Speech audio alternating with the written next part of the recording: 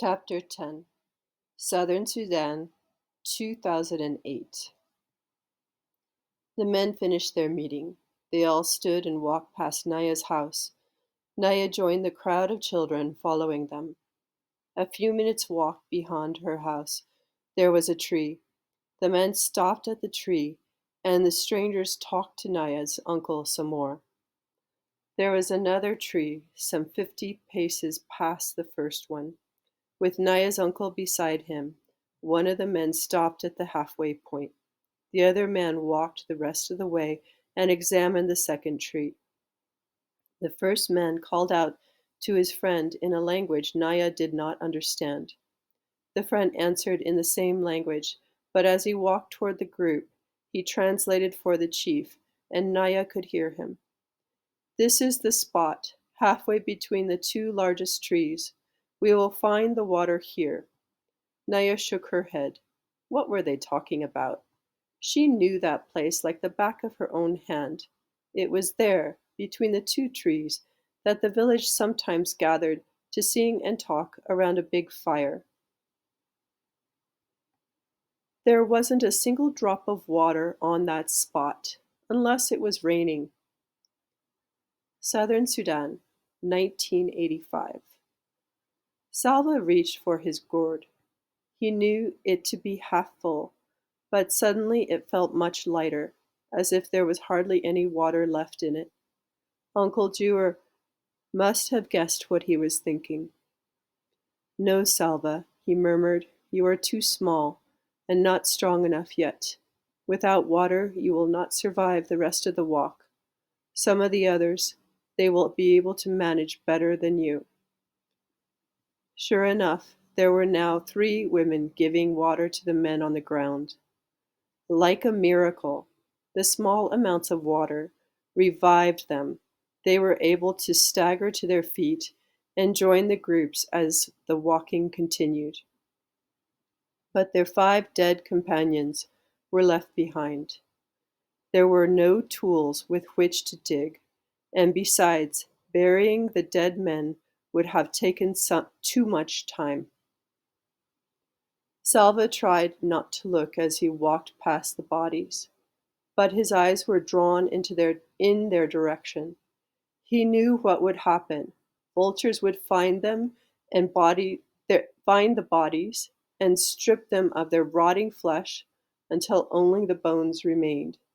He felt sick at the thought of those men, first dying in such a horrible way, and then having even their corpses ravaged. If he were older and stronger, would he have given water to those men, or would he, like most of the group, have kept his water for himself? It was the group's 3rd day in the desert.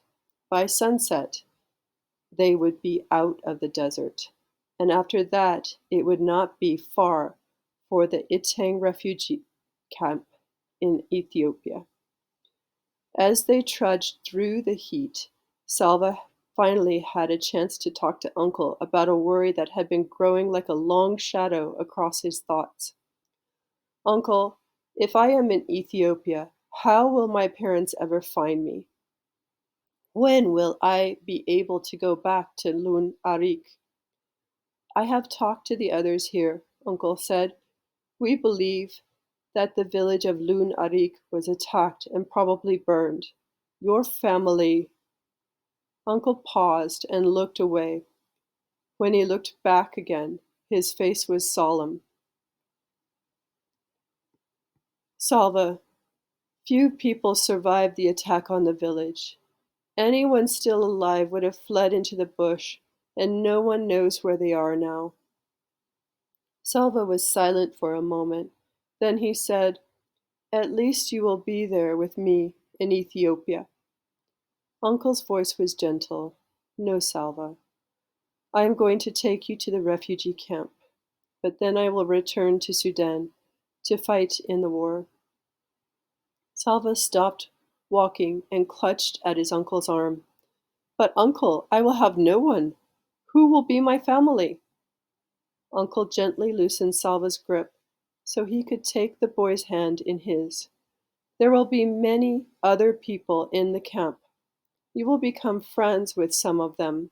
You will make a kind of family there. They too will need people they can depend on." Salva shook his head, unable to imagine what life would be like in the camp without Uncle. He squeezed Uncle's hand tightly. Uncle stood quietly and said nothing more. "He knows it will be hard for me," Salva realized. "He does not want to leave me there, but he has to go back and fight for our people. I mustn't act like a baby. I must try to be strong." Salva swallowed hard. "Uncle, when you go back to Sudan, you might meet my parents somewhere.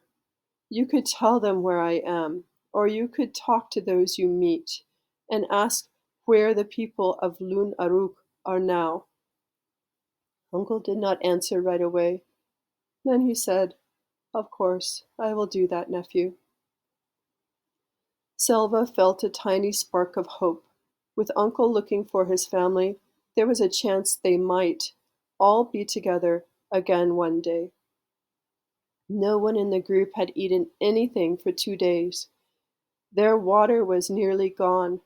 Only the vision of leaving the desert kept them moving through the heat and the dust. Early that afternoon, they came across the first evidence that the desert was receding: a few stunted trees near a shallow pool of muddy water. The water was unfit to drink, but a dead stork lay by the pond's edge. Immediately, the group began to make preparations to cook and eat the bird. Salva helped gather twigs for the fire. As the bird roasted, Salva could hardly keep his eyes off it. There would only be enough for a bite or two for each person, but he could hardly wait. Then he heard loud voices. Along with the rest of the group, he turned and saw 6 men coming toward them. As the men approached, he could see that they were armed with guns and machetes. The men began shouting, "Sit down! Hands on your heads! All of you now!" Everyone in the group sat down at once. Salva was afraid of the weapons, and he could see that the others were too. One of the men walked among the group and stopped in front of Uncle. Salva could tell by the ritual scarring on the man's face that he was from the Nuer tribe. "Are you with the rebels?" the man asked. "No," Uncle answered. "Where have you come from? Where are you going?"